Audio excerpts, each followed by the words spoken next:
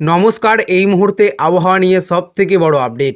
আবহাওয়া দপ্তরের পূর্বাভাস, সত্যি করে বুধবার সন্ধ্যার পর থেকেই দফায় দফায় বৃষ্টিতে ভিজেছে শহর কলকাতা সহ গোটা দক্ষিণবঙ্গ।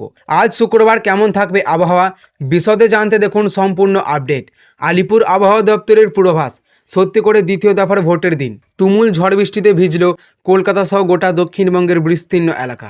বৃহস্পতিবার সকাল থেকেই আকাশ ছিল মেঘলা, সেই মতো সকাল থেকে ঠান্ডা হাওয়া বইবে, বিকেলের পর থেকে বৃষ্টিতে ভিজতে পারে কলকাতা সহ একাধিক জেলা। দক্ষিণবঙ্গের জেলাগুলিতে আবহাওয়া পরিবর্তনের পূর্বাভাস আগেই দিয়েছিল আলিপুর আবহাওয়া দপ্তর।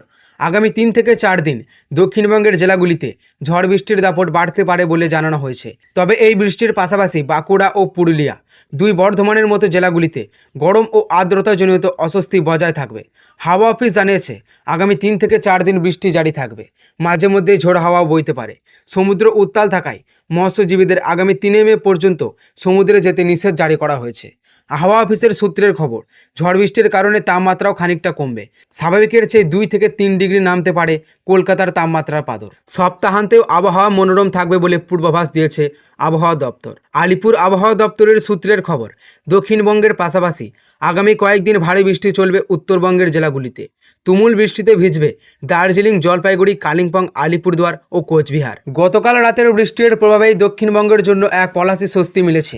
কলকাতায় গতকাল সন্ধ্যা থেকে মাঝরাত পর্যন্ত প্রায় 58 মিলিমিটার বৃষ্টির রেকর্ড করা হয়েছে, যার ফলে তাপমাত্রা স্বাভাবিকের থেকে প্রায় 6 ডিগ্রি সেলসিয়াস কমে 20.8 ডিগ্রিতে নেমে এসেছে।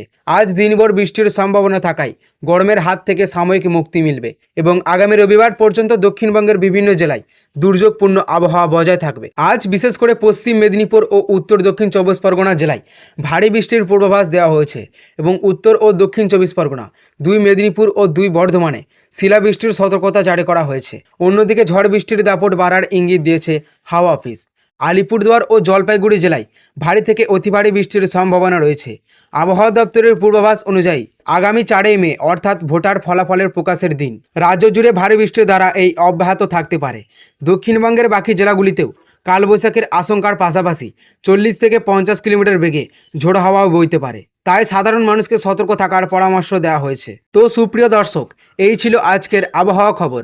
ভালো লাগলে অবশ্যই একটি লাইক করবেন এবং চ্যানেলে নতুন হয়ে থাকলে চ্যানেলটিকেও সাবস্ক্রাইব করবেন এবং এই ধরনের লেটেস্ট আপডেট সবার আগে পেতে আজকের দর্পণ চ্যানেলের দিকে নজর রাখবেন।